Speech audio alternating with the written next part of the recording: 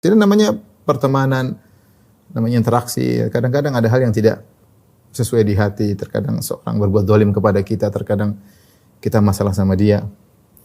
Dari sinilah kemudian timbul yang namanya mendiamkan. Kalau dalam bahasa istilah syar'inya namanya hajar, ya hajar, yaitu mendiamkan, memboikot. Ya. Bagaimana hukum memboikot ya? Kita akan bahas ya. Secara syar'i mendiamkan ya.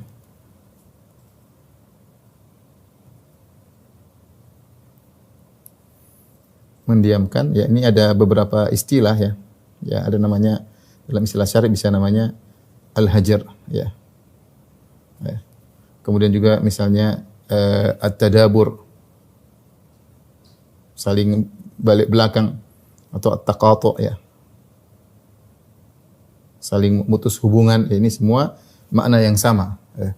Rasulullah SAW mengatakan la tadabaru wa la taqatu, janganlah kalian saling memutuskan hubungan, janganlah kalian saling balik belakang. Ini hukumnya bagaimana ya? Al-hajar ya, bahwasanya atau mendiamkan atau memboikot ya.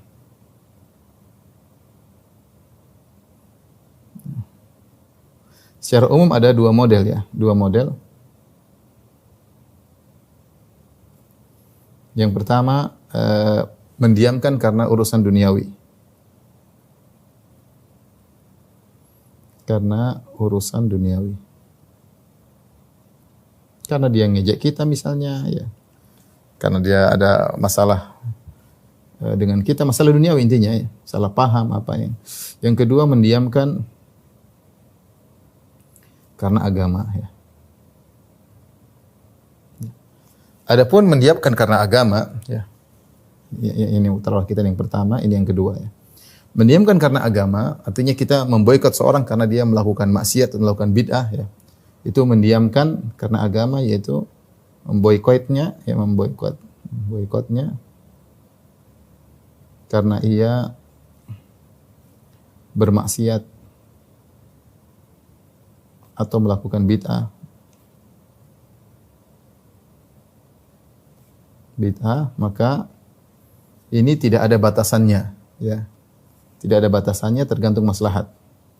Tidak ada batasan hari, namun tergantung maslahat. Gantung maslahat ya. Sebagaimana dalilnya adalah Nabi SAW menghajar Ka'ab bin Malik dan dua temannya ya, yang tidak ikut perang Tabuk ya, tidak ikut perang Tabuk. Kemudian ketika Rasulullah SAW pulang dari perang Tabuk, maka orang-orang munafik datang dan mereka menyampaikan, kami punya uzur ya Rasulullah sehingga kami tidak bisa ikut perang Tabuk. Namun tiga orang ini, diantaranya Ka'ab bin Malik, Hilal bin Umayyah, orang ketiga saya lupa namanya, ketiganya datang kepada Nabi dan mereka jujur, kata mereka kami tidak punya uzur, tapi kami memang malas waktu itu, ada hal yang buat kami tidak berangkat untuk perang Tabuk. Maka Rasulullah SAW berkata, amma hadza faqad sadaq, sungguhnya Ka'ab bin Malik sudah jujur, tunggu sampai keputusan Allah Subhanahu wa taala. Maka selama itu Rasulullah SAW pun memboikot mereka. Tidak seorang pun dari tiga orang ini diajak berbicara. Kalau mereka mengucapkan salam tidak dibalas. Kalau mereka pergi ke masjid maka tidak disapa. Dan itu berlaku sampai 50 hari. Sampai akhirnya Allah Subhanahu wa taala turunkan ayat dalam surat At-Taubah, memberi ampunan kepada mereka. Wa 'ala thalathatil ladzina khulifu hatta idza dhaqat 'alaihimul ardu bima rahabat wa dhaqat 'alaihim anfusuhum wa dhannu alla malja'a minallah illa ilaihi thumma taba 'alaihim liyatubu. Dan kepada tiga orang yang diakhirkan keputusan mereka. Wa 'ala thalathatil ladzina khulifu, maksudnya adalah dan kepada tiga orang yang diakhirkan, ditunda keputusan mereka sampai ketika mereka menganggap dunia sudah terasa sempit dan jiwa mereka pun terasa sempit dan mereka tahu tidak ada jalan keluar dari Allah kecuali kepada Allah, maka Allah pun menerima taubat mereka ya. Maka setelah 50 hari mereka diboikot oleh Nabi sallallahu alaihi wasallam dan para sahabat, akhirnya mereka diterima taubatnya oleh Allah Subhanahu wa taala. Ini namanya dihajar karena mereka bermaksiat. Maksiat apa yang mereka lakukan? Mereka tidak ikut serta dalam perang Tabuk.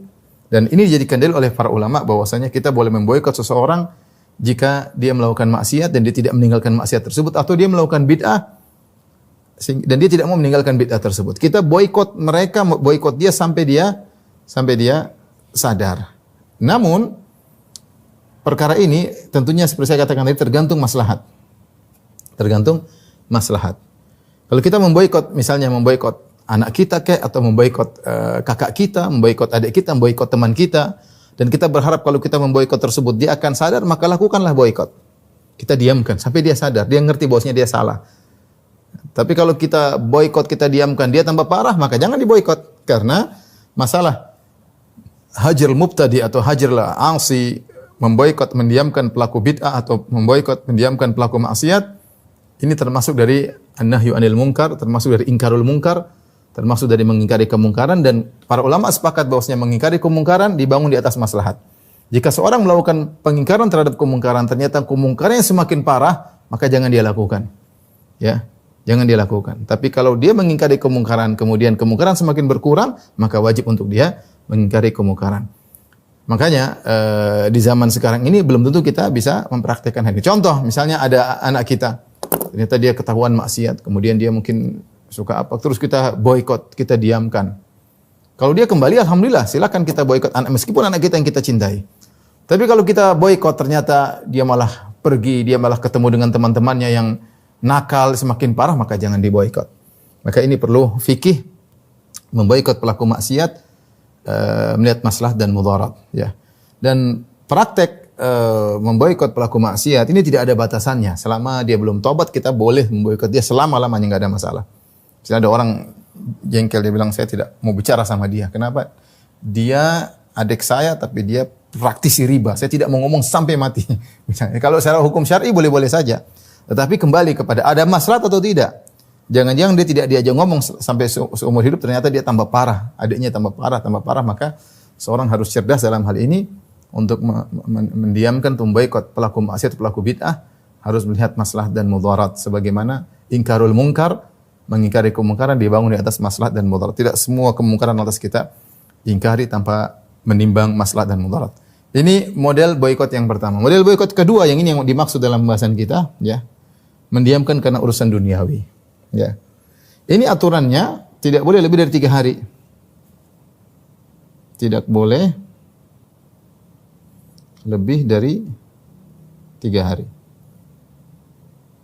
Dalilnya apa? Rasulullah SAW bersabda, la yahillu li muslimin an yahjura akhahu fawqa 3. La yahillu li muslimin an yahjura akhahu fawqa 3. Tidak halal bagi seorang muslim untuk memboikot saudaranya lebih dari 3 hari. Tidak halal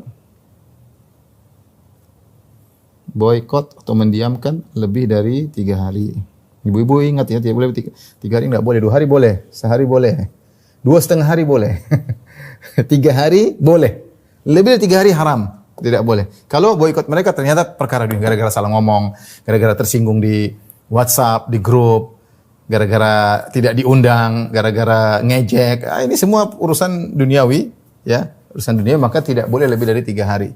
Kata Nabi SAW, la yahillu li muslimin an yahjura akhahu fawqa 3. Tidak halal bagi seorang muslim maupun muslimah untuk memboikot saudaranya lebih dari 3 hari. Yaltaqiyan, mereka bertemu, wa yu'ridu hadha wa yu'ridu hadha, maka saling melengos, satu melengos ke kanan, satu melengos ke kiri. Satu ke selatan, satu ke utara, satu ke timur, satu ke barat, ya. Kemudian kata Nabi SAW, wa khairuhuma alladhi yabda'u bisalam. Yang terbaik di antara keduanya adalah yang mulai mengucapkan salam. Dia yang terbaik, dia yang menang dalam kasus yang terjadi di antara mereka berdua. Kenapa syariat membolehkan selama 3 hari? Karena tabiat manusia seperti itu. Kita tidak mudah langsung bisa memaafkan. Kecuali orang-orang yang memiliki hati yang sangat tinggi, dada yang sangat lapang, sangat lebar. Kebanyakan kita sempit dadanya. Sedikit tersinggung, kayaknya dia merendahkan saya, ego, macam-macam lah manusia.